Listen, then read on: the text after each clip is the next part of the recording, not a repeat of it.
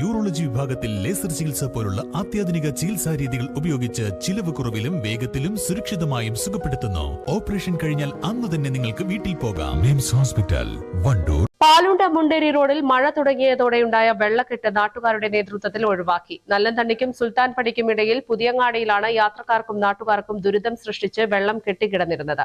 ജൽജീവൻ പദ്ധതിക്ക് പൈപ്പിടാനായി കീറി മണ്ണിട്ട് നികത്തിയതോടെയാണ് വെള്ളക്കെട്ട് രൂപപ്പെട്ടത്. റോഡിന്റെ ഒരു വശത്ത് മാത്രമാണ് ഓടയുണ്ടായിരുന്നത്. ഇതുതന്നെ ആഴവും വീതിയും കുറവായതിനാൽ വെള്ളത്തിന്റെ സുഗമമായ ഒഴുക്കിന് പര്യാപ്തമായിരുന്നില്ല.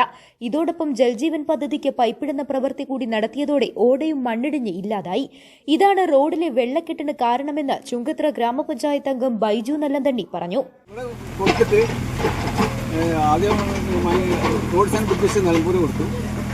പിന്നെ 2 പഞ്ചായത്തിന് പരാതി കൊടുത്തു. ഹെൽത്തിന് കൊടുത്തിട്ടുണ്ട്. വെള്ളം കേടാ, എൻ്റെ വീട്ടിലെ വെള്ളം കേടായില്ല. അത് അപ്പുറത്ത് 2ാമത്തെ വീടാണ്. പിന്നെ നവകേരള സദസ്സ് കൊടുത്തു. അതിൻ്റെ മെസ്സേജ് എൻ്റെ കയ്യിലുണ്ട്. ഒരു തീരുമാനം ഇതുവരെ ഉണ്ടായില്ല.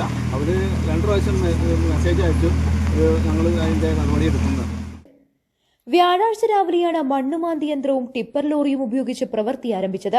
വാർഡ് സാനിറ്റേഷൻ ഫണ്ടിൽ നിന്ന് 10,000 രൂപയും നാട്ടുകാർ സമാഹരിച്ച തുകയും ഉപയോഗിച്ചാണ് പ്രവൃത്തി നടത്തിയത്.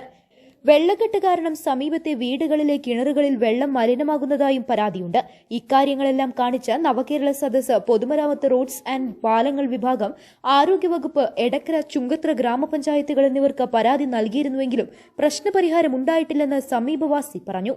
അങ്ങാടി ഭാഗത്ത് കാണുന്ന ഒരു റോഡിന്റെ ഒരു അവസ്ഥയാണിത്. ഡ്രെയിനേജ് ഇല്ലാത്തതും ഉള്ള ഡ്രെയിനേജ് വെള്ളം കൊള്ളാൻ പര്യാപ്തമല്ലാത്തതുകൊണ്ടാണ് ഈ ഒരു അവസ്ഥ വരുന്നത്. അതിന്റെ കൂടെ ജലജീവന്റെ ഒരു വർക്ക് കൂടി വന്നതോടെയാണ് ഡ്രെയിനേജ് ഇല്ലാതെ കാൽനട യാത്രക്കാർക്ക് പോലും വളരെ.